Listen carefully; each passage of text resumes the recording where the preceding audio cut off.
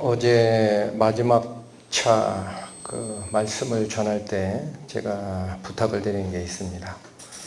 어제 마지막 차 말씀부터는 머리로 생각하고 하시지 말고 마음을 열어서 말씀을 들어주십사 부탁을 드렸고, 또 여기 많은 분들이 이 공간에 계시지만 선포되는 말씀을 나랑 하나님이랑 단 둘이 대화한다 라고 생각하시고 받아주십사 그 말씀을 드렸습니다. 지금 이번 회차하고 점심을 드시고 하는 그 다음 회차 2회에 걸쳐서는 어제 저녁에 여러분들의 영혼의 사망 진단서를 하나님으로부터 발부 받으셨습니까? 안 열어보셨습니까? 그 사망 진단서, 너희 영혼이 죽었다라는 사망 진단서를 믿는 자에게만 효력이 미치는 하나님의 백신, 하나님의 생명의 은혜가 남은 두 회차에 걸쳐서 선포가 될 겁니다. 그래서 혹시 아직 마음 준비가 안 되신 분들이 계시다면 어제 저녁에 발부된 우리의 영혼의 사망 진단서 다시 한번 생각하시고, 또 어제 마지막 차 화면에 올려드린 성경 말씀 혹시 기억하십니까? 누구든지 자기 목숨을 구원하고자 하면 잃을 것이요, 누구든지 나와 복음을 위하여 자기 목숨을 잃으면 구원하리라. 이 말씀 꼭 가슴에 새기시고 오늘 말씀도 역시 마음을 열고 들어주셨으면 합니다. 기도하고 시작하겠습니다. 하나님 아버지, 감사합니다.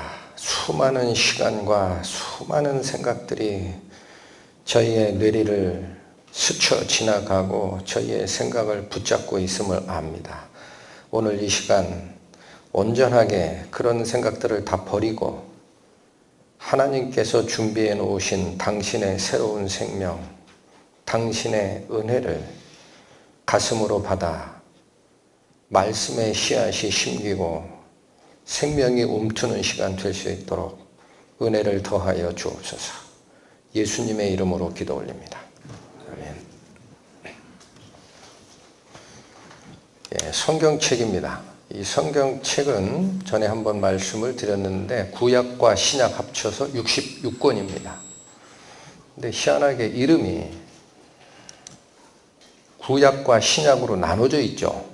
그게 무슨 뜻이냐면, 구약, 이 얘기는 옛날 약속입니다. 옛날 약속. 신약, 새로운 약속. 그럼 구약은 누구에게 준 구원의 약속이냐? 유대인들에게 준 구원의 약속입니다. 신약은 모든 사람에게 준 구원의 약속입니다. 구약은 이사야서에 말씀하신 대로 너희는 나의 증인으로 택함을 입었나니 이는 내가 그인 줄 깨닫게 하려 함이라. 이스라엘 백성을 택한 이유가 증인으로 택했다라는 겁니다. 증인서라. 내가 그인 줄, 내가 하나님인 줄, 나 곧 나는 여호와라, 나 외에 구원자가 없느니라. 이게 구약입니다. 그런데 신약에 오면 로마서 말씀이죠. 하나님은 오직 유대인의 하나님이시냐, 이방인의 하나님은 아니시냐, 진실로 이방인의 하나님도 되시느니라. 우리가 쫓아가는 것은 유대인들이 믿는 유대교 종교 지도자를 쫓아가는 게 아닙니다. 세상을 창조하시고 그 속에 우리 사람을 지으시고 당신의 형상을 따라 하나님의 영적 존재로 세우신 그분, 그리고 우리를 치유하실 하나님, 그분을 믿고 쫓아가는 겁니다. 구약과 신약의 의미를 좀 살피겠습니다. 이게 이스라엘 민족의 일종의 족보인데, 아브라함이 독자 이삭을 낳고 이삭은 쌍둥이를 낳았는데 동생 이름이 야곱입니다. 근데 이 야곱이 이스라엘입니다. 그 야곱이 12아들을 낳았죠. 그 중에 막내에서 두 번째 이 요셉이 이집트라고 합니다. 애굽이라고 합니다. 애굽. 영어 발음으로는 에집트라고 불러요. 에집트. 애굽에 내려가게 됩니다. 그 내용을 잠깐 보시면 요셉이 노예 상인에게 팔려서 이집트, 애굽에 내려갔는데 애굽의 왕 바로가 꿈을 꿔요. 근데 이 꿈이 굉장히 수상한 꿈인데 아무도 해몽을 못합니다. 근데 하나님의 영을 받은 요셉이 그 꿈을 해몽하는데 내용이 뭐냐? 7년 동안 어마어마한 흉년이 들 거다라는 사실을 하나님의 영의 도움으로 해몽을 해냅니다. 그래서 이건 미리 준비해야 합니다. 라고 해서 미리 준비시켰고 결국은 그 7년간의 흉년을 완전하게 대비하는 일이 있었습니다. 그러니까 이거를 보고 애굽의 왕 바로가 뭐라고 얘기를 하느냐? 우리가 이와 같이 하나님의 영에 사로잡힌 자를 본 적이 있느냐? 그리고 그로 하여금 애굽 전체 총리를 맡깁니다. 자기는 왕으로 서 있고 밑에 일을 다 해라 이거예요. 창세기 기줄 기록이죠. 바로가 또 요셉에게 이르되 내가 너를 애굽 온 땅의 총리가 되게 하노라. 그런데 바로 그 흉년 때에 고향에 남아있던 요셉의 형제와 자기 아버지가 먹을 게 없으니까 애굽으로 내려옵니다. 그 같이 사는데 시간이 웬만큼 지나니까 애굽 왕 중에 요셉을 총리로 세웠던 이 왕이 죽어버려요. 시간이 한참 지나가니까. 그러니까 밑에 왕이 되니까 요셉이 누군지 이스라엘 사람이 누군지 모르는 왕이 나왔을 때 이스라엘 민족이 번성하는 걸 보고 쟤네들 노예 삼자 이렇게 바뀝니다. 요셉을 알지 못하는 새 왕이 일어나 애굽을 다스리더니 감독들을 그들 위에 세우고 그들에게 무거운 짐을 지워 괴롭게 하여 그들에게 바로를 위하여 국고성 비돔과 나암셋을 건축하게 하니라. 어떻게 된 겁니까? 이스라엘 백성들이 처음에는 총리된 요셉을 쫓아 내려갔는데 시간이 지나니까 노예로 전락된 겁니다. 여러분, 이 성경책에서 얘기하는 이스라엘 민족이 애굽에서 노예됐다는 얘기는 우리 얘기입니다. 우리가 하나님의 자녀였는데 세상에 가서 살다가 세상 신의 노예가 됐다라는 거예요. 그걸 아셔야 돼요. 그래서 샘플로 만들어주는 겁니다. 자, 그래서 여기 보면 애굽이 종살이가 계속 일어나는데 괴롭죠. 이게 이집트에 있는 고분벽화 실제 사진입니다. 이렇게 일을 했다는 거예요. 그러니까 이 고통을 들으시고 여러 해 후에 이스라엘 자손은 고된 노동으로 말미암아 탄식하며 부르짖으니 그 고된 노동으로 말미암아 부르짖는 소리가 하나님께 상달된지라. 하나님이 그 고통 소리를 들으셨어요. 하나님의 말씀이 이제 시행이 됩니다. 하나님이 모세에게 말씀하여 이르시되 나는 여호와니라. 그러므로 이스라엘 자손에게 말하기를 나는 여호와라. 내가 애굽 사람의 무거운 짐 밑에서 너희를 빼내며 그들의 노역에서 너희를 건지며 편팔과 여러 큰 심판들로서 너희를 속량하여 너희를 내 백성으로 삼고 나는 너희 하나님이 되리니 나는 애굽 사람의 무거운 짐 밑에서 너희를 빼낸 너희의 하나님 여호와인 줄 너희가 알게 될 것이다. 이게 구원의 언약입니다. 여러분. 이스라엘 백성들에게 주었던 구해내는 약속. 출애굽기 12장 말씀입니다. 내가 그 밤에 애굽 땅에 두루 다니며 사람이나 짐승을 막론하고 애굽 땅에 있는 모든 처음 난 것을 다 치고 애굽의 모든 신을 내가 심판하리라. 나는 여호와라. 출애굽할 때 그냥 백성만 빼냅니까?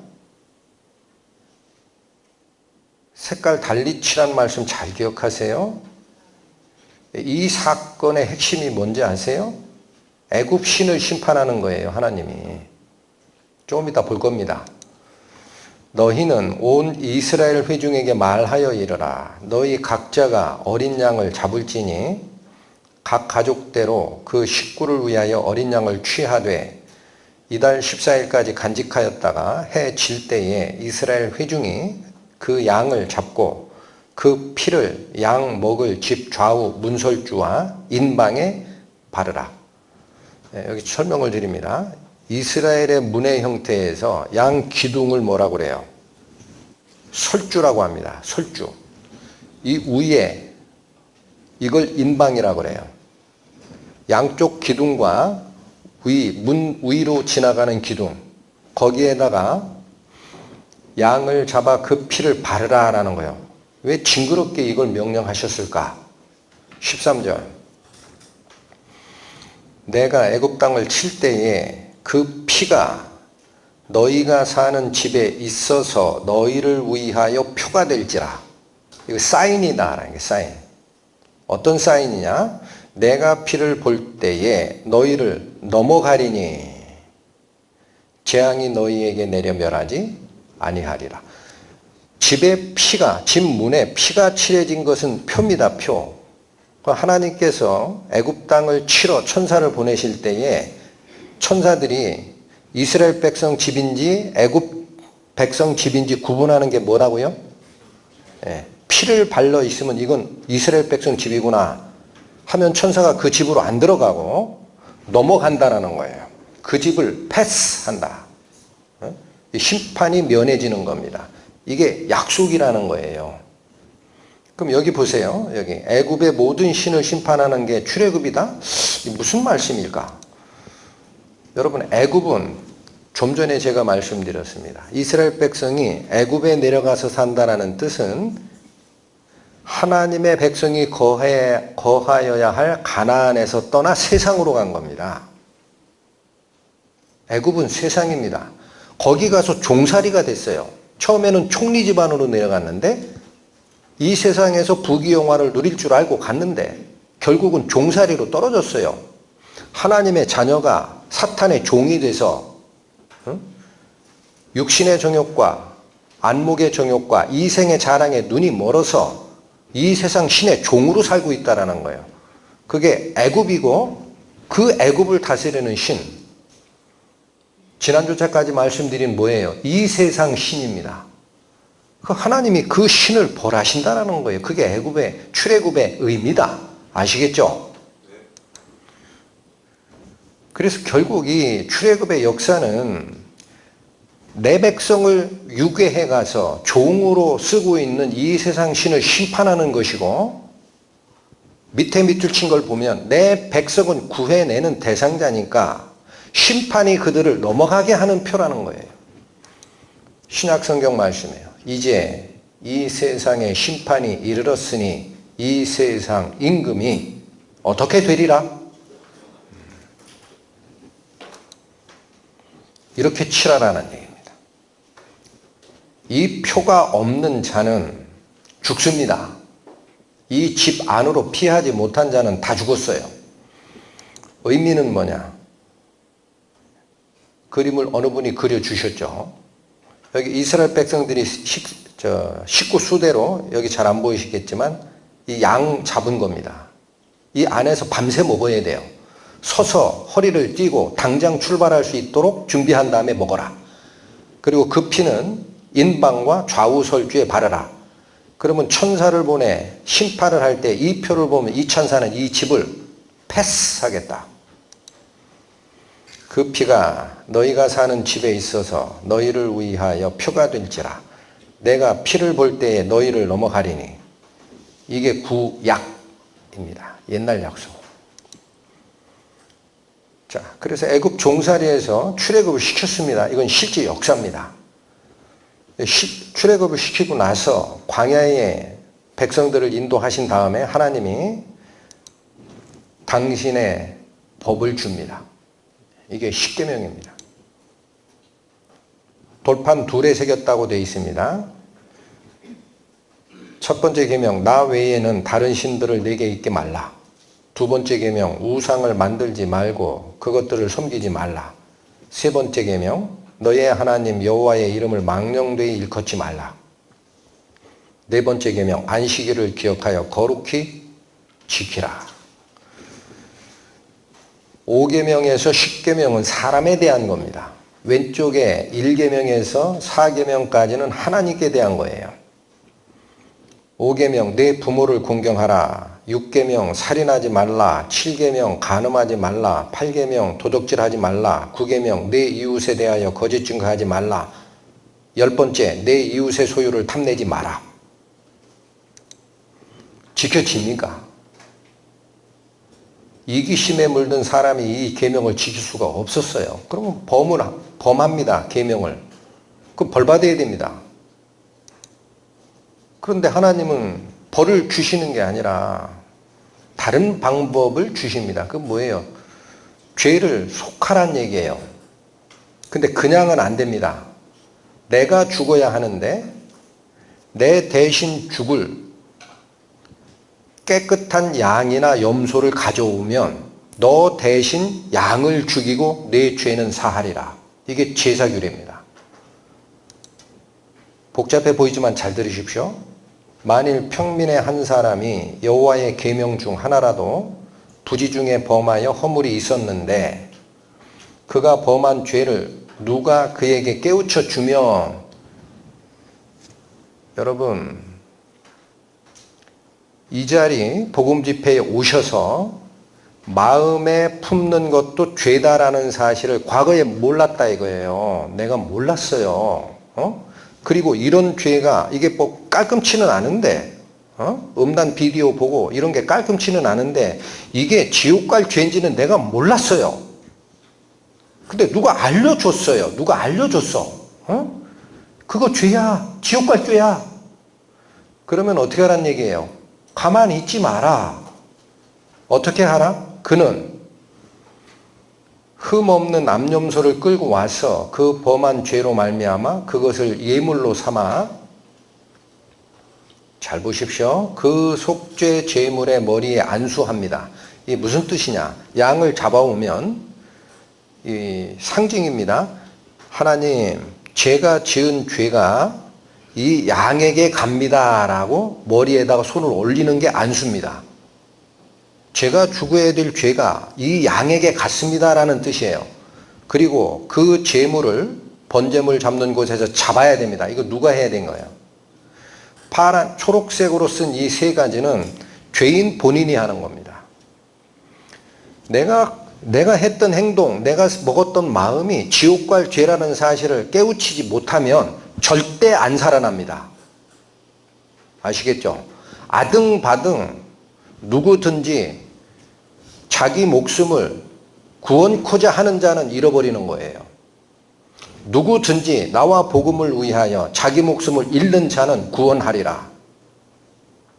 내가 죽었다라는 사실을 모르면은 제사고 뭐고 다 가짜입니다. 거짓말하는 거예요. 하나님 앞에 속인 거예요. 죄를 깨우치면 나 대신 죽을 제물에게 죄를 얹힌다 인정하시고, 그 제물 누가 잡아요? 제사장이 잡는 거 아닙니다. 내가 죽이는 거예요. 내 손으로 목을 따야 돼요. 그래야 알거든. 내가 한 행동이 내 목을 딸 죄였구나를 아는 거예요. 직접 지가 해봐야. 그렇게 하면 제사장이 하는 일이 나옵니다. 제사장은 그 속죄 제물의 피를 손가락으로 찍어 번제단 뿔들에 바르고, 여러분 출애굽 때는 양의 피를 어디다 발랐어요? 자기가 사는 집 문틀에 발랐죠. 여기 규례는 그 피를 어디다 발라요? 제단에 바릅니다. 제단. 하나님 앞에 바르는 거예요. 하나님 앞에. 그 피 전부를 제단 밑에 쏟고 그 모든 기름은 떼내어 제단 위 여호와의 화제물 위에 불사르라. 다 태워버려라. 왜 죽은 죄물의 몸이 불살라집니까? 죄 짓고 내가 지옥 가면 타 죽을 불의 형벌을 그 죄물이 받는 거예요. 다 살르는 거예요. 이같이 제사장이 그가 범한 죄에 대해서 그를 위하여 속죄한 즉 그가 사함을 받으리라. 여러분, 이게 구약입니다. 구약, 옛날 약속, 이렇게 할 거야. 어렵죠?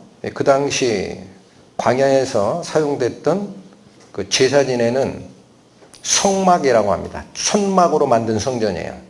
좀 확대하면 이 성전에 가서 죄를 깨우친 자가 양을 하나 골라서 안수했죠.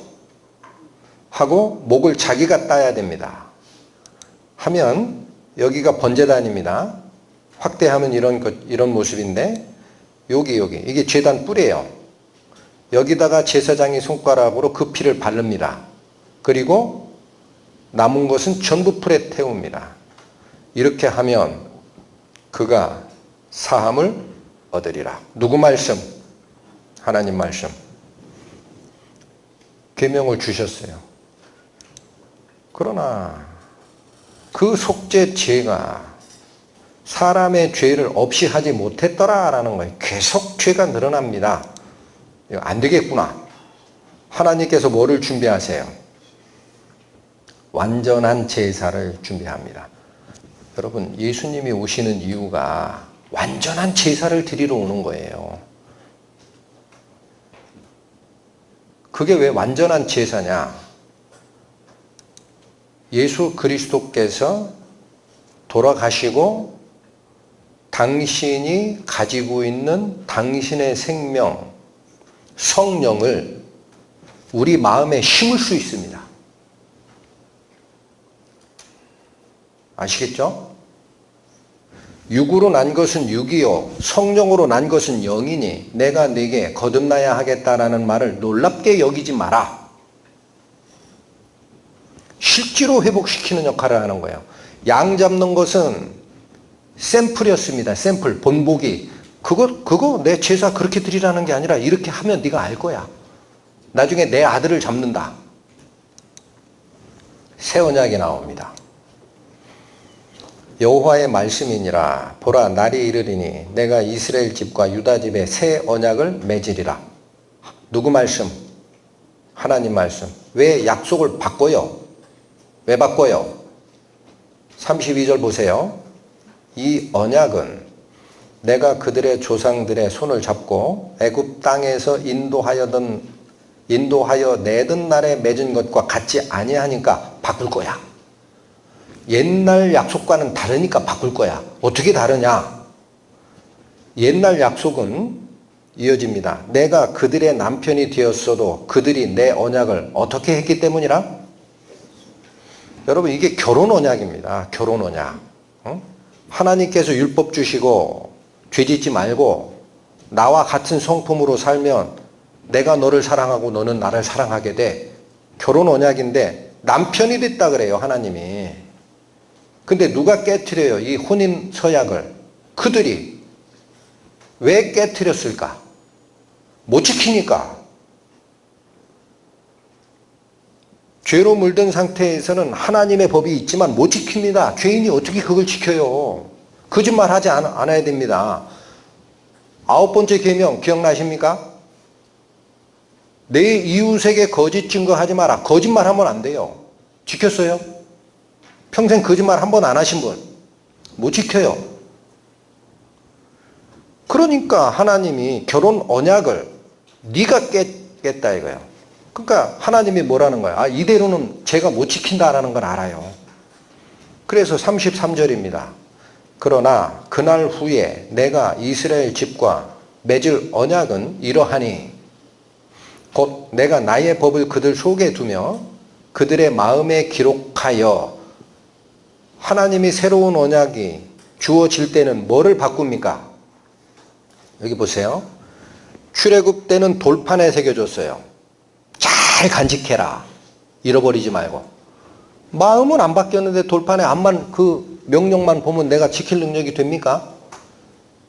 이 사람이 능력이 없어서 자꾸 깨요. 혼인서약을 깨. 하나님께서 새로운 언약 세울 거야. 출애굽 때 한 거랑 달라.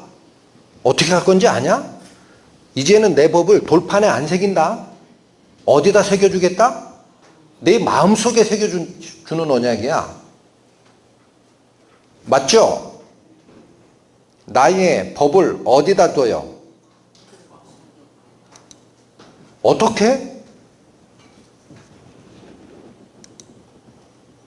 맑은 물을 너희에게 뿌려서 너희로 정결하게 하되 곧 너희 모든 더러운 것에서와 모든 우상 숭배에서 너희를 정결하게 할 것이며. 첫 번째 약속입니다. 새 언약의 첫 번째 조건. 뭐 한다? 죄에서 씻어줄게. 또 새 영을 너희 속에 두고 새 마음을 너희에게 주되 너희 육신에서 굳은 마음을 제하고 부드러운 마음으로 바꿔주겠다. 두 번째 조건. 우리 마음을 바꿔주겠다라는 거예요. 우리 영이 죽었는데 어떻게 새 영을 줘요? 그 죽은 거 교체해 줄게. 새 걸로.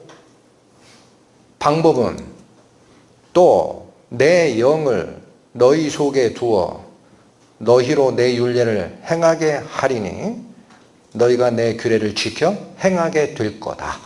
뭐를 주십니까? 하나님의 영을 주십니다. 이게 구약은 돌판에 새긴 하나님의 법을 줬다면 사람 마음하고 아무 관계 없어요. 못 지켜요. 이거 안 되는구나. 하나님이 새 언약을 세우겠다. 어떻게 하겠다? 너희 마음에 내 법을 새겨주는 방식으로 갈 거야. 방법은 어떻게 돼? 죄를 깨끗게 하고 우리의 죽어있는 영을 새로 살리고 그 속에 하나님의 영을 두어서 그러면 하나님의 법을 따라오게 된다. 죽어있는 영입니다. 이 그림 여러 번 보셨죠? 하나님의 영이 오시면 살아납니다. 이렇게 하겠다라는 거예요. 이해 못하시는 분.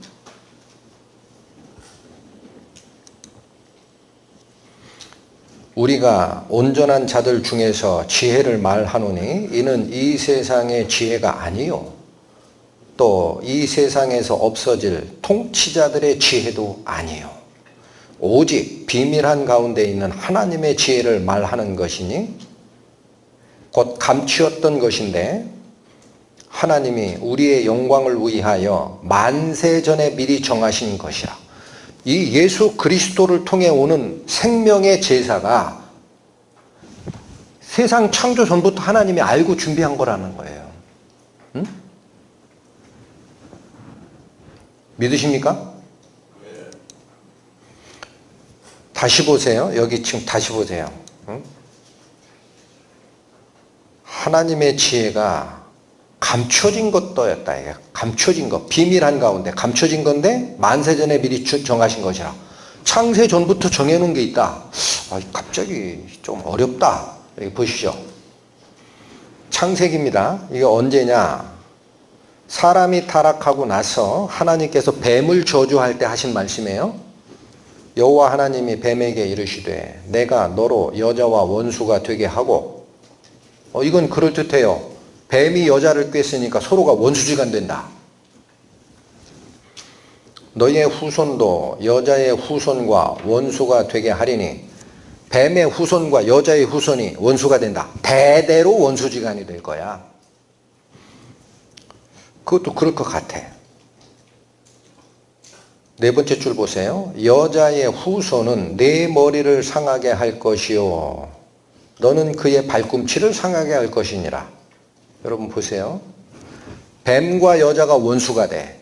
뱀의 후손과 여자의 후손도 대대로 원수가 돼. 근데 밑에 두 줄 잘 보세요.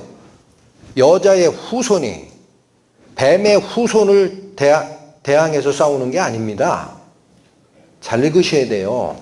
여자의 후손이 뱀, 너의 머리를 깨뜨리러 오는 분이 있다. 그렇죠? 누굽니까? 이렇게 오시는 분이 누구냐고. 여러분, 이 세상에서 태어나는 모든 자는 아담 빼고 전부 다 아버지 씨를 받아 나옵니다.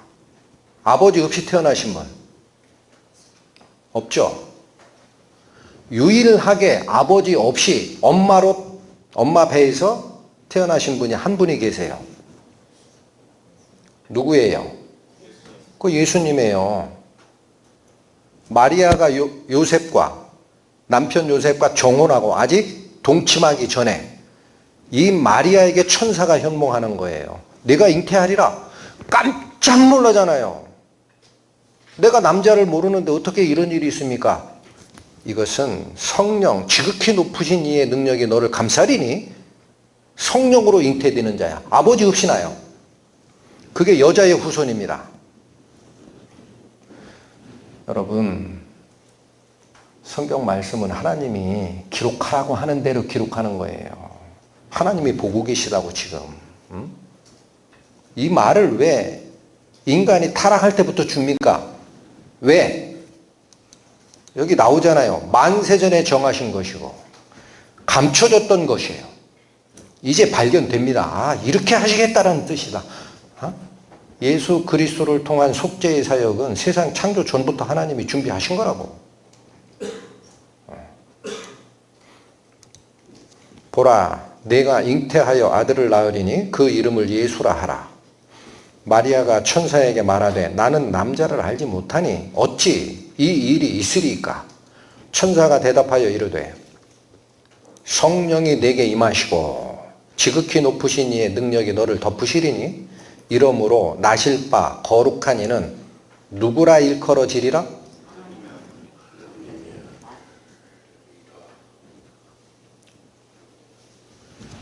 창세기 기록한 게 모세입니다. 모세가 언제적 사람이에요? 예수님 오시기 전 1500년 전 사람이에요. 1500년 전에 기록한 내용이 예수님 때에 이루어지는 거예요. 이 둘이 짰어요? 1500년 전에 창세기 출애굽기 기록하는 모세가 짰어요? 아, 우리 그렇게 하자. 여자의 후손이 이렇게 한다고 하자. 했어요? 정신 똑바로 차리세요. 하나님 살아계시다고. 하나님이 내다보고 만세 전부터 감춰진 하나님의 지혜 알려줄게. 이렇게 할 거야. 예수라는 이름의 의미가 뭡니까? 원래 히브리어로 발음과 비슷하게, 최대한 비슷하게 발음하면 예슈아예요. 예슈아. 여호수아라는 말과도 같은 거예요. 근데 그 뜻이 뭐냐? 뜻입니다. 예수라는 이름의 뜻. 여호와가 구원하신다라는 거예요. 예수라는 이름의 뜻이 뭐라고? 여호와가 구원하신다. 지금 천사가 현몽하여 이름 줘줬어요. 너 아들 낳으면 이름 꼭 요렇게 줘야 돼. 요렇게. 예수라고 해야 돼. 딴 이름 쓰면 안 돼. 예수가 무슨 뜻인데? 여호와가 구원하신다. 여러분, 너희는 여호와를 만날 만한 때에 찾으라. 누구 찾아야 돼요? 예수님 찾아가야 돼. 구약에는 이렇게 얘기했거든. 나는 여호와라. 나 외에 구원자가 없느니라. 언제 이랬어요? 구약 때. 시간이 가도 여러분 기억력을 되살려 드리겠습니다. 나는 애굽 사람의 무거운 짐에서 너희를 빼낸 너희 하나님 여호와인 줄 너희가 알지라. 이게 구원자 여호와예요. 구약의 언약. 응? 여기도 또 돼 있죠. 애굽의 모든 신을 내가 심판하느니라. 나는 누구라? 이 약속. 응? 예수 그리스도께서 누구냐라는 거예요. 예수라는 사람이 도대체 누구냐? 옛날 이스라엘 백성들에게 약속했던 구원자 하나님. 응? 예수라는 이름을 지어준 이유가 천사가 현몽해서 지정한 거예요. 다른 이름 쓰면 안 됩니다. 왜 그래요? 구약에 약속하신 나는 여호와라. 나 외에 구원자가 없느니라. 하나님께서, 여호와 하나님께서 당신이 구원자라고 했어요. 나 빼놓고는 구원할 자 없어. 그럼 예수는 구원자 아니잖아. 여호와 하나님이 오셔야지. 그럴까봐 이름을 뭐라고 붙였어요? 여호와가 구원하신다. 그게 예수라는 이름의 뜻이라고요. 아시겠죠? 그러므로 우리에게 큰 대제사장이 있으니 승천하시니 곧 하나님의 아들 예수시라. 우리가 믿는 도리를 굳게 잡을지어다. 우리에게 있는 대제사장은 우리의 연약함을 동정하지 못하시리가 아니요 모든 일에 우리와 똑같이 시험을 받으시니로되 죄는 없으시니라. 여러분, 새로운 약속, 새로운 언약의 제사를 집전하는 이 예수가 왜 남자 씨를 안 받고 여자의 후손으로 나와야 될까? 다른 방법은 없으셨을까? 이유가 여기 나옵니다. 죄가 없이 나오셔야 되니까. 이게 무슨 말이에요?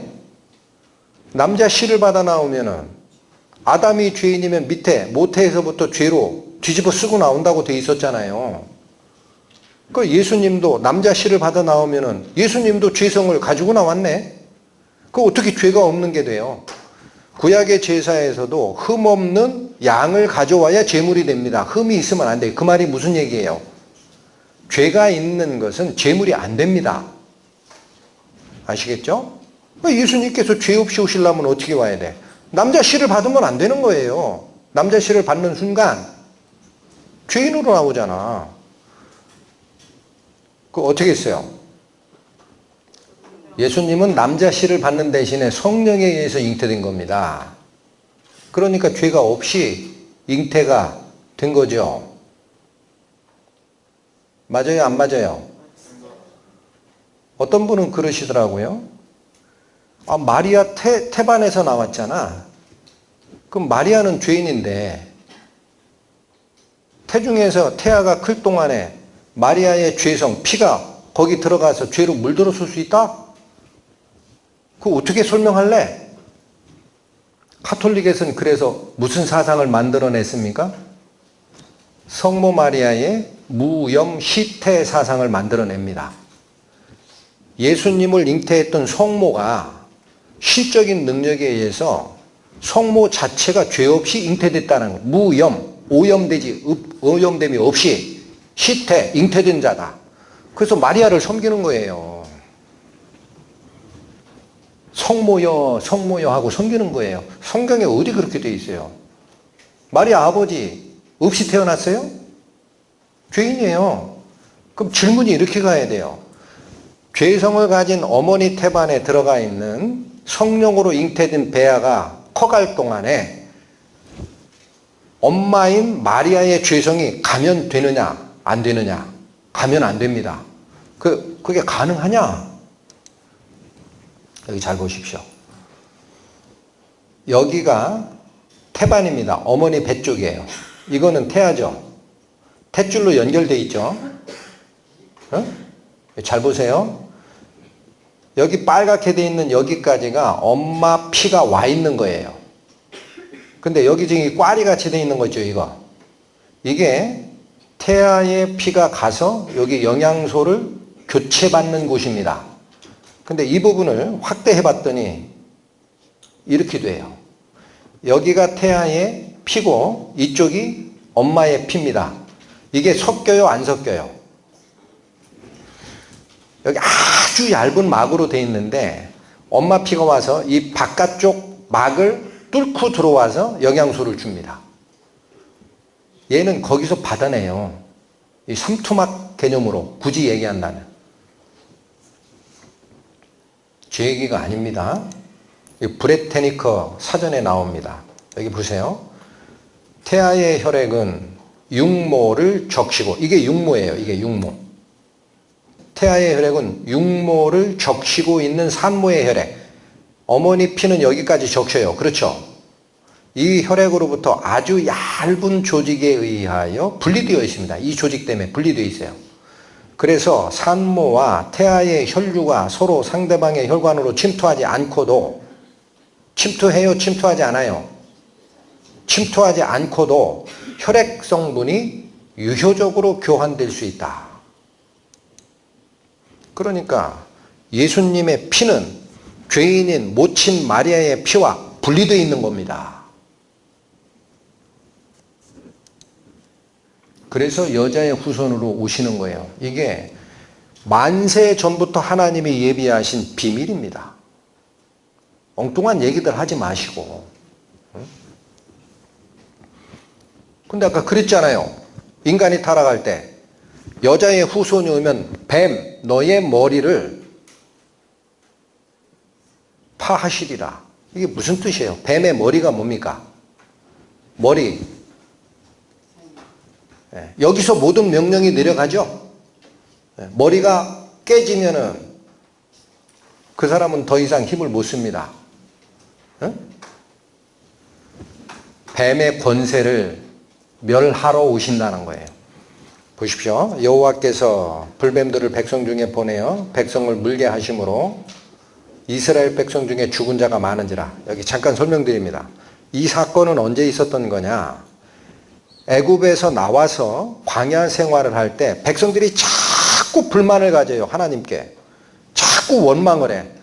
하나님 백성이면 부하게도 해주시고 먹을 것도 주시고 성공도 하고 해야지. 왜 하나님은 자꾸 이 세상 사랑하지 마라. 나만 사랑해라. 그러느냐? 먹을 거 안 주시고. 이렇게 하듯 여러분이. 그 불만이 많았어요. 하나님께서 뭐를 보내셨느냐? 불뱀을 보냈어요. 불뱀. 그 불뱀이 물어요. 도로다님에. 물린 자가 다 죽어요.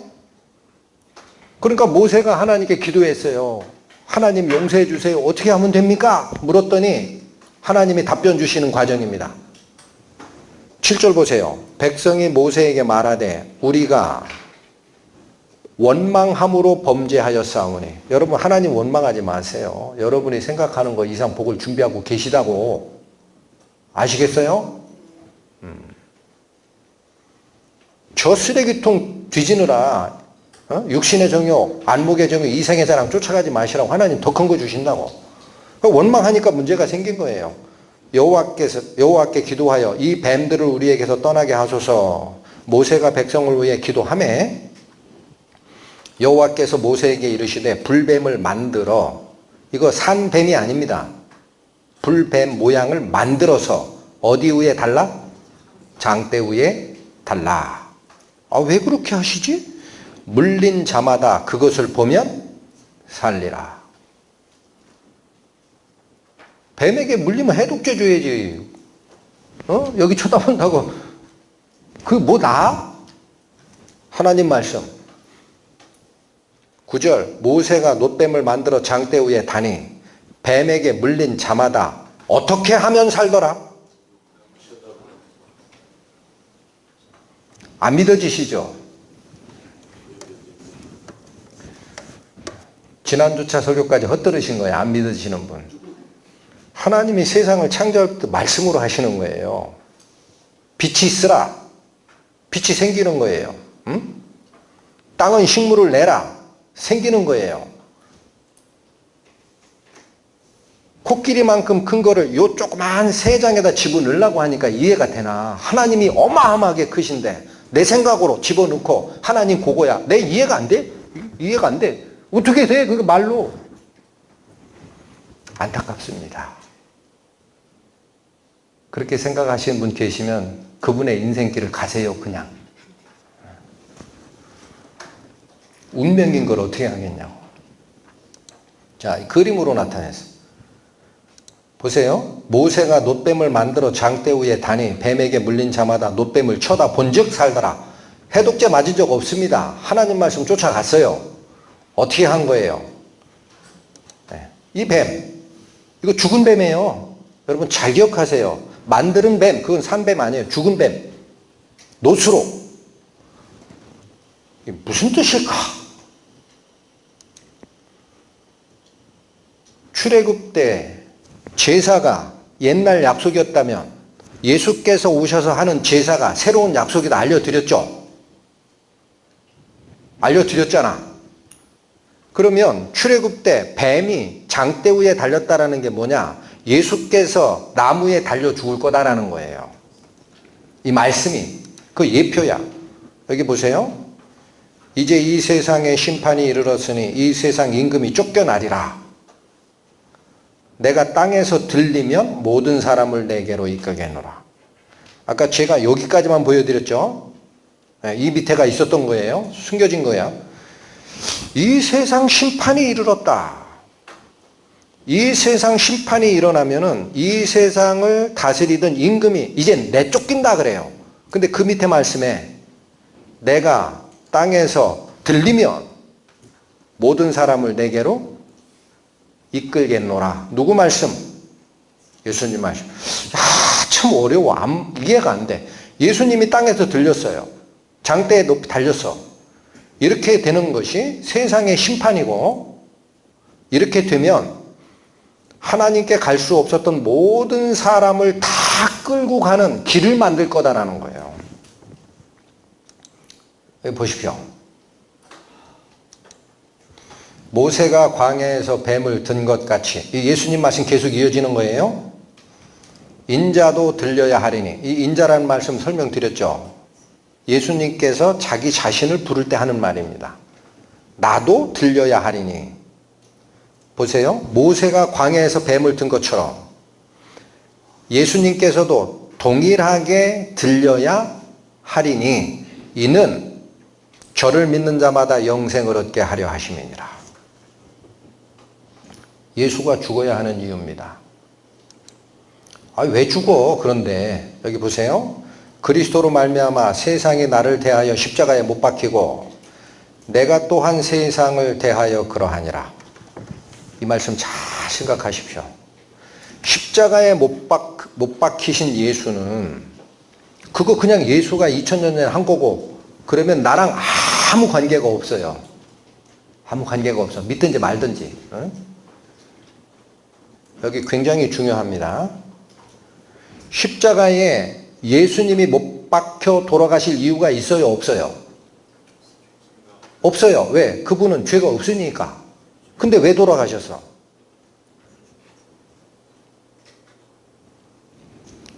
다시 구약의 제사 보세요.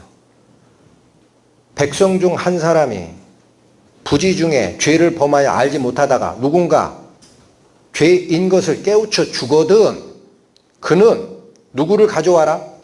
험없는 양이나 염소를 가지고 와서 그 머리에 안수하고 내 죄를 이 양이 가져갑니다. 이렇게 표시를 하고 그 목을 따면 죄가 사해져요? 안 사해져요? 예수님이 죄 없는 우리 사람의 모습으로 오셨어요. 왜? 우리 사람의 죄를 갚으려고 그러면 염소 피 가지고는 안 돼요. 그거 예표라고. 사람 피로 가야 돼. 근데 죄 없는 피여야 돼. 그래서 여자의 후손으로 오신 거야. 죄 없는 피를, 죄가 없는 예수님이 왜 달리느냐? 여러분이 목 박아야 달린다고. 내가 양을 갖다 목을 따야 내 죄가 사해지듯이 내가 예수님을 대신 못 박아야 돼. 근데 이 예수께서 못 박히신 게 아니야. 여기 잘 보시라고, 잘. 그리스도로 말미암아, 그리스도로 통해 누가 못을 박혀요? 내가 박히는 거예요. 세상에 대해서, 세상이 나에 대해서 십자가에 못 박혔다? 세상은 나에 대해서 죽어버려요. 그게 이 세상 심판이야. 또 내가 세상에 대하여 못 박힌 겁니다. 내가 대신 죽은 거예요. 내가 죽을 거를 누가 대신 죽은 거예요? 예수님께서. 이걸 믿으시는 거야. 하나님의 약속.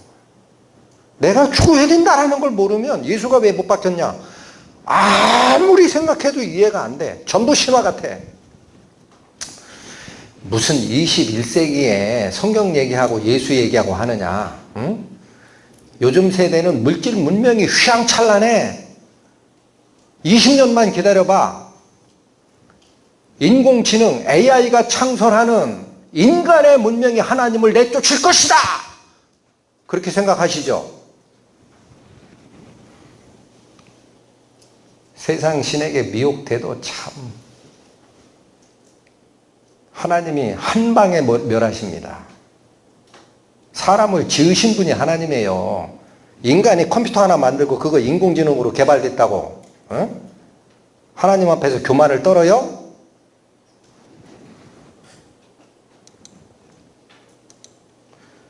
나를 대신하여 죽을 것이 이미 예언돼 있어요. 그래서 구약이 다 필요한 겁니다. 여기 보세요.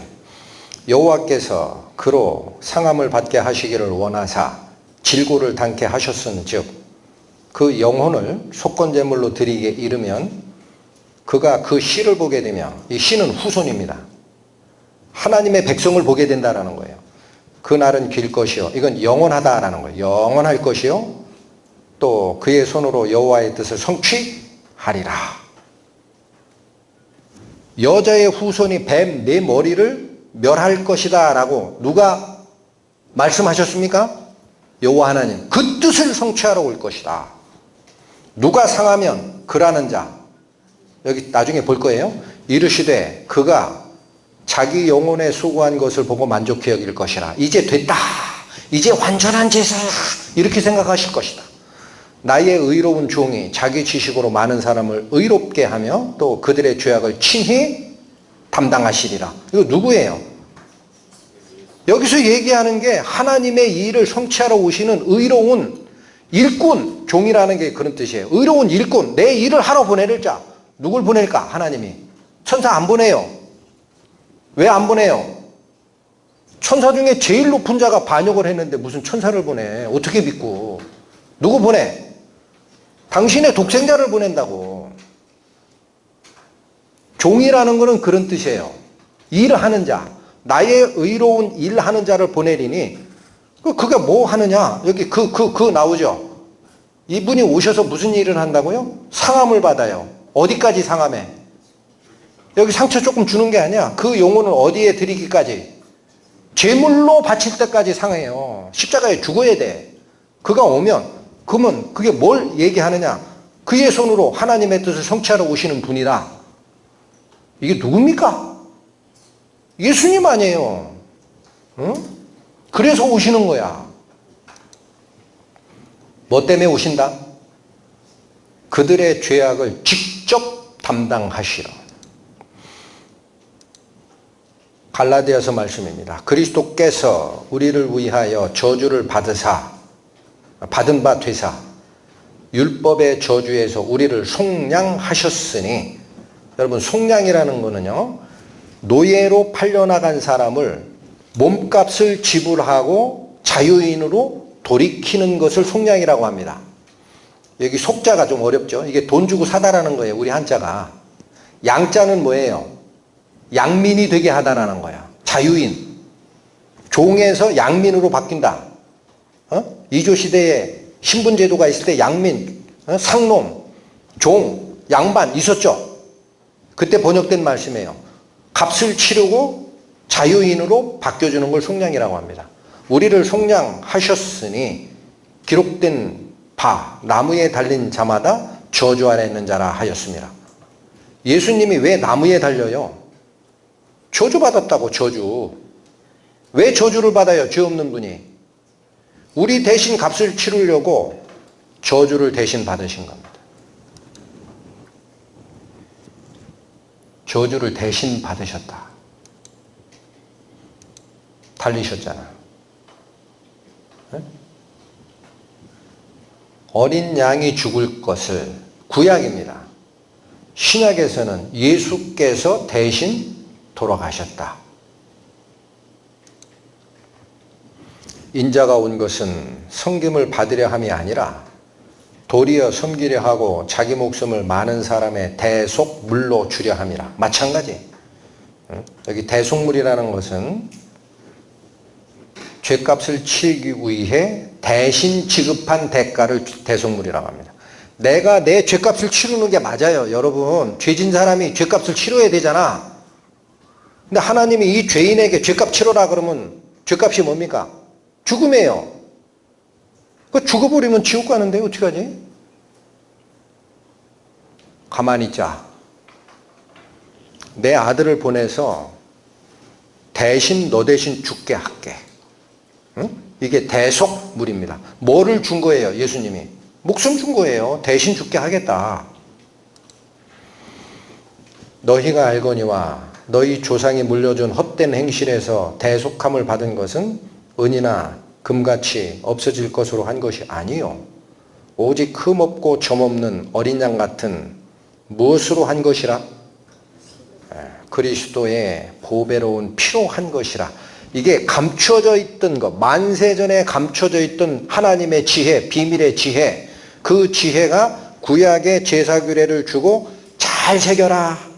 이게 끝이 아니다. 완전한 제사를 드리러 온다. 이게 새로운 약속이다. 예수님께서 죽기만 하셨습니까? 그러면 실패한 거예요. 죽기만 했다면 어디가 있어요, 지금? 우리가 가야 될 지옥 속에 있잖아. 그 실패했네. 부활하셨어요. 큰 지진이 나며 주의 천사가 하늘로서 내려와 돌을 굴려내고 그 위에 앉았는데 지키던 자들이 저를 무서워하여 떨며 죽은 사람같이 벌벌벌벌벌 떨었더라. 여기가 노마병사입니다, 이게. 예수가 부활한다는 얘기를 했다는 거예요. 그러니까 대제사장들이 예수가 죽은 뒤에 빌라도 총독에 쫓아갔어요. 그 얘기하는 거예요. 이자들이 얘기하는데 예수가 죽으면 살아난다 그랬다. 근데 절대 안 살아나는데 거짓말하는 거니까 혹시라도 밤에 와서 시체 훔쳐가고 살았다 그러면 어떡하냐. 좀 지켜주세요 그랬어요. 빌라도가 뭐라 그래. 내 병사 내줄 테니까 네가 직접 지켜. 그 여기 이스라엘 병사들이 로마 병사들이 지키는 거예요. 그 중에 천사가 와서 이 돌문을 굴려내는 걸 보고 이 천사 때문에 무서워서 발박 떠는 거예요. 꾸며낸 얘기예요 또? 꾸며낸 얘기예요? 여러분 미국에 시카고 트리뷴지 기자가 있습니다. 자기 아내가 교회에 빠졌어요. 근데 어디서 이 사람이 문제를 느꼈느냐? 아내가 나보다 자꾸 예수를 더 사랑하더라 이거야. 시기가 났어. 하나님 믿는 게 싫어서가 아니라. 그래서 자꾸 말하는데 안 들어. 무조건 교회 가려고 그래. 그러니까 기자의 이 직업의식이 발동했어요. 내가 예수가 가짜인 걸 밝혀내라. 여기저기 쫓아다니면서 다 조사합니다. 조사하다가 예수의 부활이 가짜라는 걸 내가 입증하리라. 여기로 왔어요. 조사하니까 심리학자들한테 묻고 누구한테 묻고 있어요. 여러분 이 부활을 나중에 부활하신 예수님을 몇 명이 봐요? 여기서는 노마병사 막 봤죠? 뒤에 나올 거예요. 500명이 한꺼번에 봅니다. 구원받은 500명이. 그래서 심리학자한테 가서 따졌어요. 그 예수가 가짜일 텐데 어떻게 500명이 봅니까? 그런 일이 있습니까? 그랬더니 500명이 동시에 환상을 보는 것보다 예수가 살아나는 게 더 나아요. 그게 더 쉬워. 그런 일은 없어. 이 사람이 구원을 받아요. 그 사람이 쓴 책 이름 알려드릴게. 예수는 역사다. 번역되어 있어요. 궁금하시면 사보세요. 방구석 한 곳에서 일어난 사건이 아니에요. 온 세계에서 선포된 하나님의 역사야. 제발 정신 차리시라고. 꿈속에서 깨시라고. 하나님의 은혜를 기도하시라고. 하나님 제가 모르는 게 있습니다. 저를 구하소서. 용서하소서. 인간의 좁은 생각으로 하나님을 판단하려고 했나이다. 장사 지낸 바 되셨다가 성경대로 사흘 만에 다시 살아나사 게바에게 보이시고 후에 12 제자에게와 그 후에 500여 형제에게 일시에 보이셨나니 그 중에 지금까지 대다수는 살아있고 어떤 사람들은 잠들었으며 그 후에 야고보에게 보이셨으며 그 후에 모든 사도에게와 맨 나중에 만삭되지 못하여 난 자 같은 내게도 보이셨느니라. 여기 보세요. 게바 베드로에게 보이시고 나중에 12 제자에게 보이시고 세 번째 밑줄 500여 형제에게 차례차례 일시에. 시카고 트리뷴지 기자가 이거 가지고 쫓아간 거예요. 심리학자 쫓아가고 다 쫓아가세요. 이런 일이 있을 수 있나요? 없다. 그거보다 예수가 부활하는 게 더 쉬워. 졌어. 증언이 있고 증인이 있고. 미쁘다 이 말이요. 여러분 미쁘다라는 말이 무슨 뜻이에요? 우리말에 뿌다라는 거는 그것으로 가득 찼다라는 거예요. 예쁘다 예로 가득 찼다. 기쁘다 기로 가득 찼다. 슬프다 슬픔으로 가득 찼다. 미쁘다 믿음으로 가득 찼다. 아시겠죠? 믿을만 하다 이 말이요. 우리가 주와 함께 죽었으면 또 함께 살 것이요. 여러분, 누가 살아나? 죽은 자가 살아나는 거예요. 안 죽었어. 절대 못 살아나. 전부 거짓말로 들려. 지난 시간에 제가 말씀드렸잖아. 하나님께서 발부하신 영혼의 사망진단서 받아가시고 밤새 잘 생각하시라고.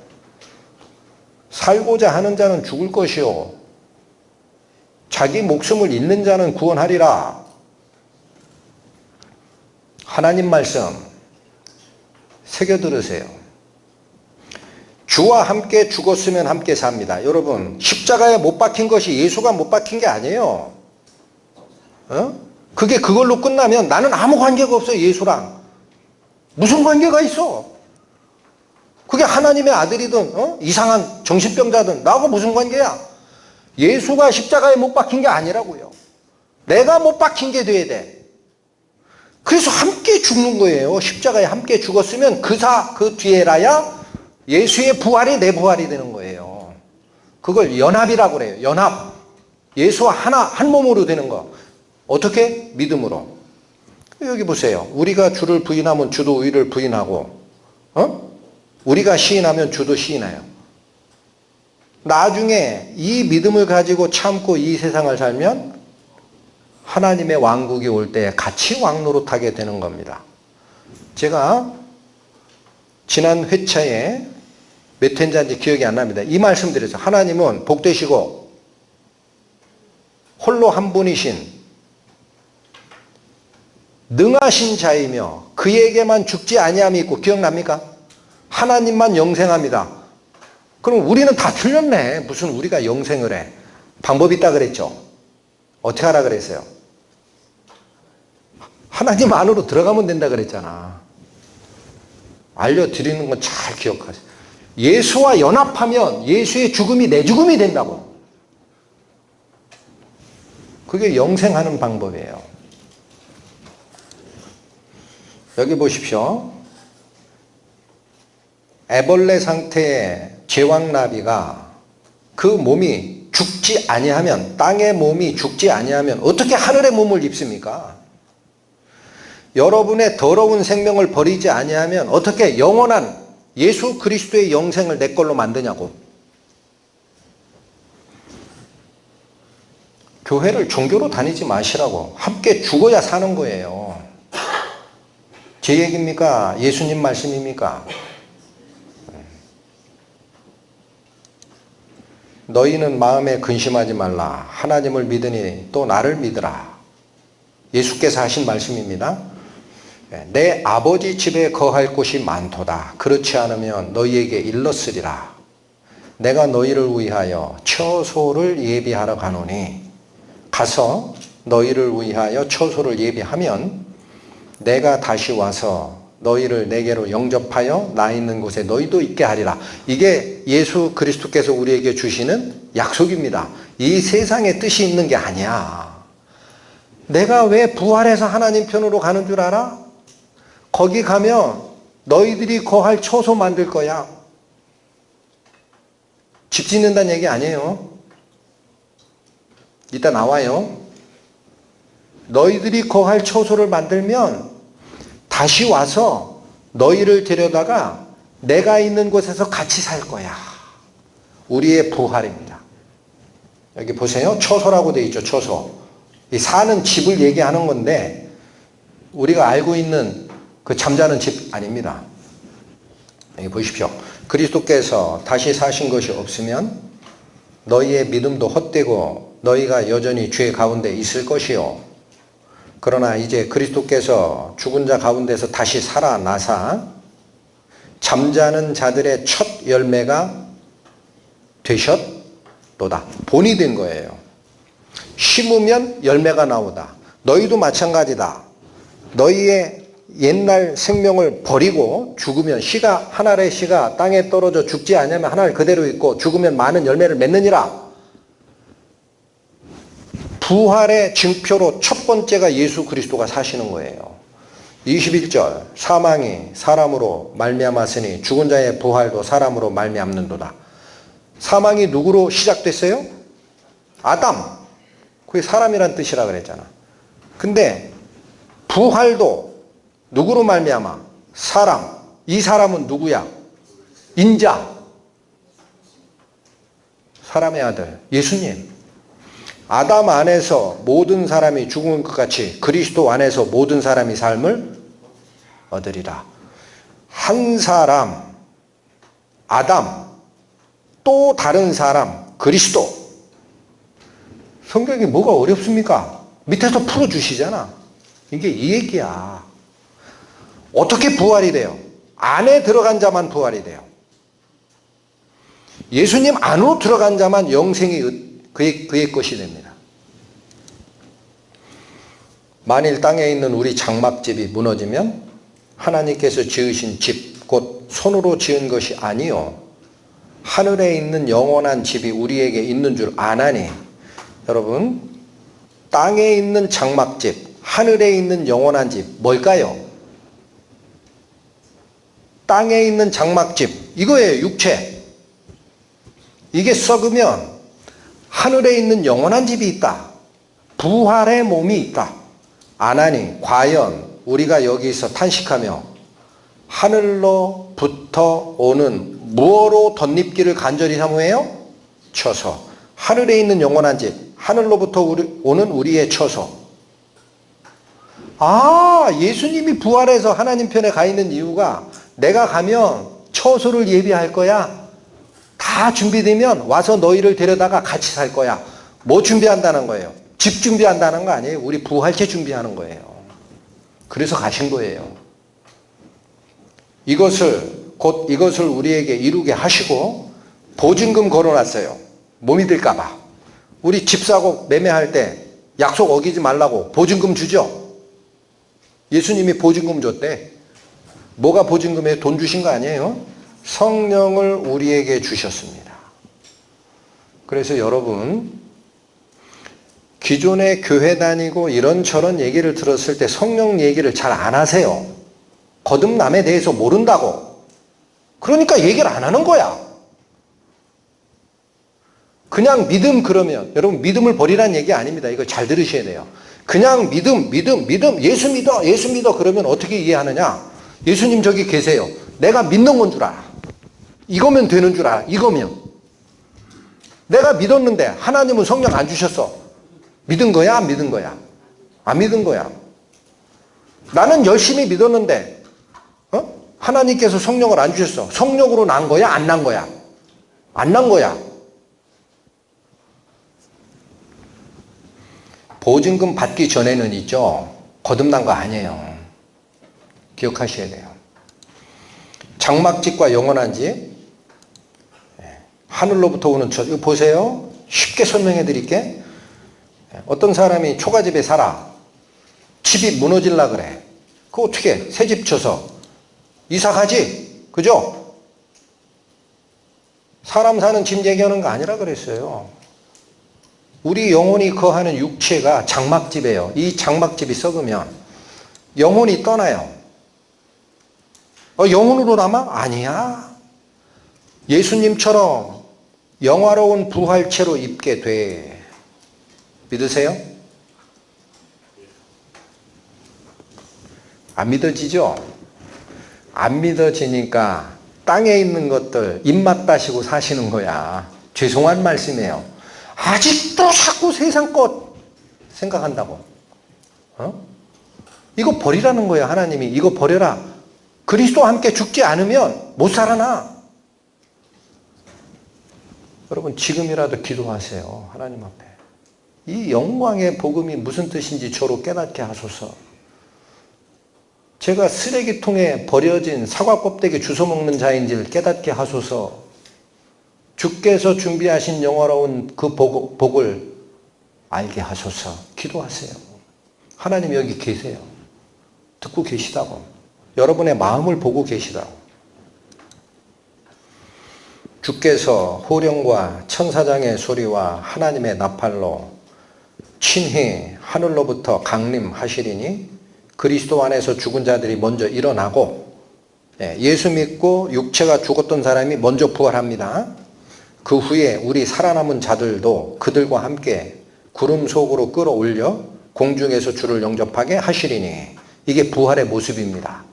성경에 부활이 자세하게 기록되어 있어요. 안 믿어지니까 그런 성경 구절 그냥 덮어놓고 넘어갔지. 그리하여 우리가 항상 주와 함께 있으리라. 천국의 소망을 가지시겠습니까? 세상의 욕심을 버리세요. 영원한 생명으로 다시 살고 싶으십니까? 육체의 생명을 버리세요. 안 버리고 새 생명 얻는 방법 없습니다. 오직 우리의 시민권은 하늘에 있는지라. 거기로서 구원하는 자 곧 주 예수 그리스도를 기다리노니 그가 만물을 자기에게 복종하게 하실 수 있는 자의 역사로 우리의 낮은 몸을 자기 영광의 몸의 형체와 같이 변케 하시리라. 누가 하시는 거예요? 누가 하세요? 하나님께서. 여러분 다시 보겠습니다. 노아의 때와 같이 인자의 힘함도 그러하리라. 그때 두 사람이 밭에 있음에 하나는 데려감을 당하고 하나는 버려둠을 당할 것이요, 두 여자가 매를 갈고 있음에 하나는 데려감을 당하고 하나는 버려둠을 당할 것이라. 읽었던 말씀이죠? 선택받는 자와 육이 되는 자가 있을 것이다. 그러므로 깨어있으라. 어느 날에 너희 주가 임하는지 너희가 알지 못함이라. 자, 누가 선택받는 자일까요? 교회 다니는 사람이에요? 남들보다 의로워진 사람입니까? 그렇게 기록되어 있으면 그렇게 가시면 됩니다. 우리가 다 수건을 벗고 얼굴로 거울을 보는 것 같이 주의 영광을 보매 그와 같은 형상으로 변화하여 예수님과 똑같은 형상으로 우리가 부활한다는 거예요. 변하여 영광에서 영광에 이르니 뭐 때문에 가능하다? 곧 주의 영으로 말미암아 되는 거예요. 하나님의 영으로 말미암아 부활이 가능한 겁니다. 그러니까 여러분, 하나님의 영을 받지 못한 자는 부활 못해요. 껍데기 신앙이라고. 이 속에 알맹이가 없어요.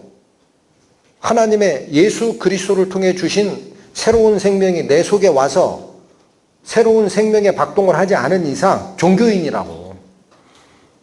그러니까 예수께서 산상수훈 맨 마지막에 마태복음 5장에서 7장까지 이어지는 굉장히 큰 가르침에 맨 끝에 경고의 말씀 주시는 겁니다. 경고. 무슨 경고? 나더러 주여 주여 하는 자마다 다 천국에 갈 것이 아니요, 그날에 많은 사람들이 나에게 이르기를 주여 내가 주의 이름으로 선지자 노릇하며, 누굽니까? 선지자, 대언자, 하나님 말씀 대신 전하는 일을 했다. 목사, 신부. 그런 일 했으니까 하나님 저 주님의 자녀죠? 주장합니다. 두 번째, 주여 제가 주의 이름으로 귀신도 쫓아냈습니다. 아, 이거 영적 싸움인데 귀신이 있을 때 주의 이름으로 명하노니 귀신아 나가라 했더니 나가서. 그럼 어떻게 생각해? 아, 나는 예수님의 영에 사용을 받은 자야. 나는 죽으면 천국 가. 생각할 거 아니야. 증거를 그렇게 되는 거예요. 또 주의 이름으로 많은 권능을 행치 아니하였나이까 하리니. 예언의 능력, 방언의 은사 많죠. 하나님 이거 증거예요. 저 하나님 백성 맞죠? 그날에 많은 사람이 그렇게 할 것이다. 예수님 답변 뭐예요? 내가 그들에게 밝히 말하기를 내가 너희를 도무지 모른다. 불법을 행하는 자들아 나에서 떠나라 하리라. 예수님이 알아주기 전에는 전부 가짜 신앙이에요. 종교예요. 예수님이 누굴 알아주는 거예요? 당신의 영을 보낸 자를 알지. 뭘 알아? 그게 아는 거지. 여기 보세요. 주의 영으로 말미암아 부활도 되고 구원도 되고 다 되는 거예요. 이걸 안 가르쳐서 그렇지, 교회에서. 보세요. 이 영이 살아난 자가 있어요. 이제 이해하시죠? 여러 번 봤습니다. 영이 죽은 자가 있어. 누가 데려감을 당하고 누가 버려둠을 당합니까? 이 사람이 데려감을 당하고 이 사람은 버려둠을 당하는 거지. 율법이 육신으로 말미암아 연약하여 할 수 없는 그것을 율법을 완전하게 지키는 거예요. 우리 육신은 죄에 물들어가지고 약해 빠졌어. 능력이 없어. 그 죄만 져. 할 수 없는 그것을 하나님은 하시나니 하나님은 해요 못해요? 해. 하나님만 하는 거지 나랑 무슨 관계야? 잘 들으세요. 어떻게 하느냐 이게 곧이라는 건 이렇게 하는 거야 라는 뜻. 곧 이렇게 하는 거다. 죄를 인하여 자기 아들을 죄 있는 육신의 모양으로 보내어 육신의 죄를 정하사 육신을 좇지 않고 성령을 좇아 행하는 우리에게 율법의 요구를 이루어지게 하려 하심이라. 왜 성령 주셔야 되는 겁니까? 죄로 물든 육체 가지고는 하나님의 법을 자기가 지켜나갈 힘이 없어요. 그러니까 약속하셨잖아. 날이 이르리니 내가 이스라엘과 새로운 언약을 맺으리라. 이 언약은 그들의 조상을 애굽에서 끌어낼 때 맺었던 언약과 달라. 그때는 걔네들이 내 언약을 파괴하는 행동밖에 못하더라. 그러니까 앞으로 온 언약은 돌에 새기는 문자적 계명을 줄 게 아니라 내 법을 그들의 마음에 새기는 일이 있을 거야. 어떻게?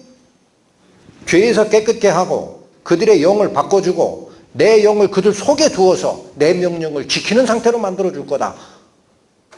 가능한 이유가 뭡니까? 예수 그리스도의 부활 성령이 나에게 오서 가능한 거예요.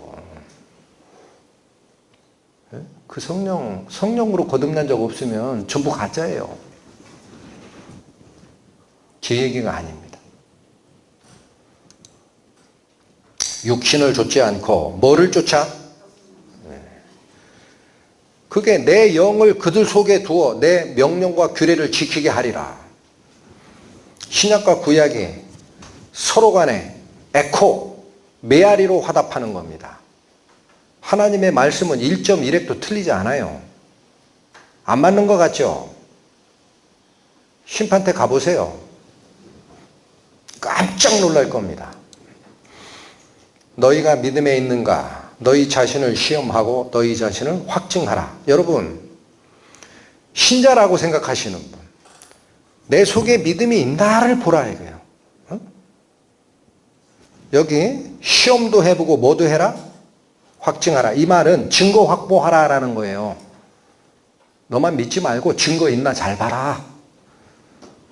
보세요. 예수 그리스도께서 너희 안에 계신 줄을 너희가 스스로 알지 못하느냐? 그렇지 않으면 너희가 버리운 자니라. 예수님이 내 안에 있음을 증거로 확보한 자 외에는 버리는 자다.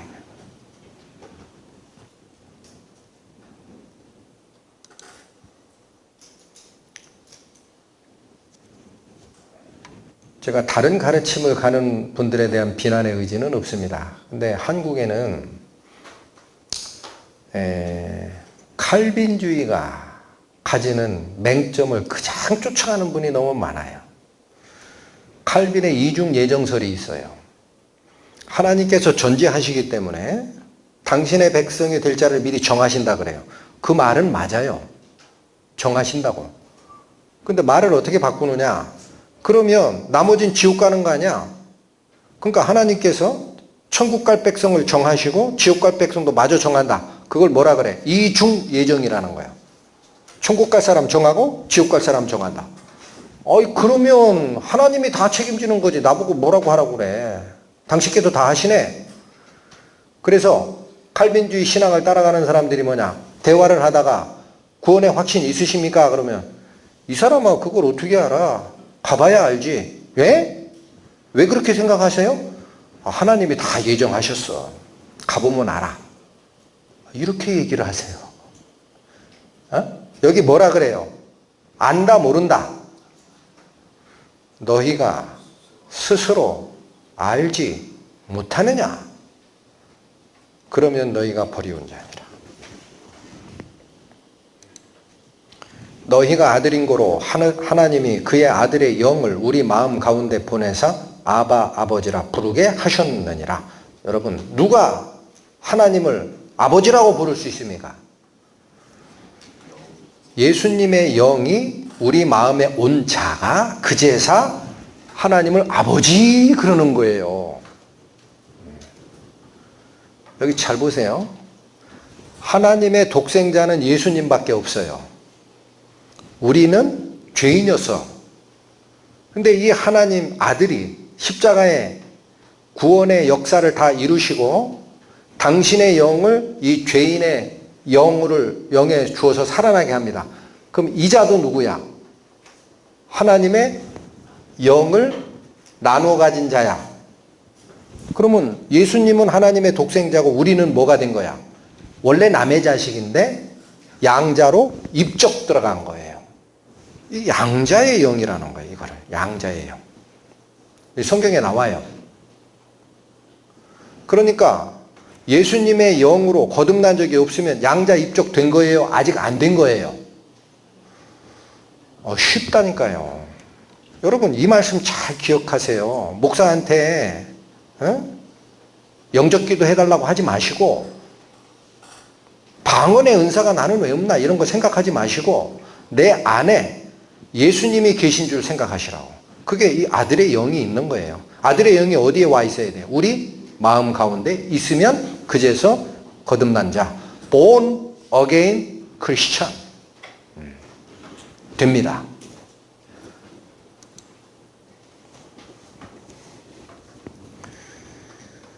유다인과 예루살렘 거민들아, 너희는 스스로 할례를 행하여 너희 마음 가죽을 베고 나 여호와께 속하라.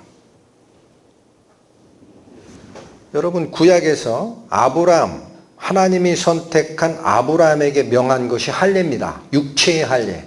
이 할례를 하지 아니하는 자는 내 백성 중에서 끊겨지리라 라고 했어요. 반드시 할례를 해야 돼요.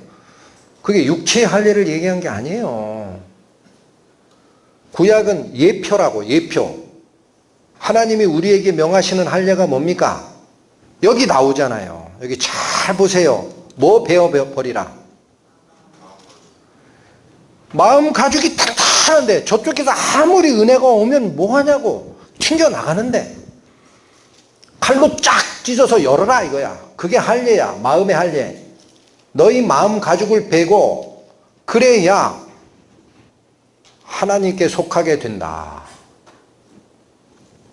그렇지 아니하면 너희 행악으로 인하여 나의 분노가 불같이 발하여 사르리니 그것을 끌 자가 없으리라. 마음 가죽을 베고 하나님의 은혜 속으로 들어가는 자, 예수님께서 주시는 새 생명의 성령을 내 마음에 받아들이는 자 외에는 심판을 면할 길이 없습니다. 이게 그 말입니다. 불같이 발하여 사르는 곳 심판에 떨어지리라.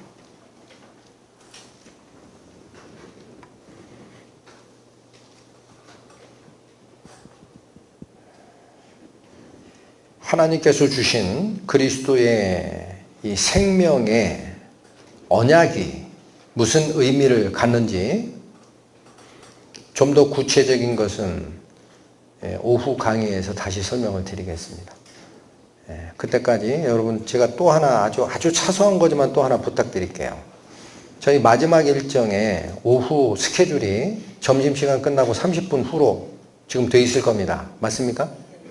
굉장히 촉박합니다. 그러니까 빨리 가서 점심을 드시고 소화시키는 시간을 좀 가져주세요. 안타까운 것은 꼭 식곤증 때문에 말씀을 못 듣고 그런 분들이 있어요.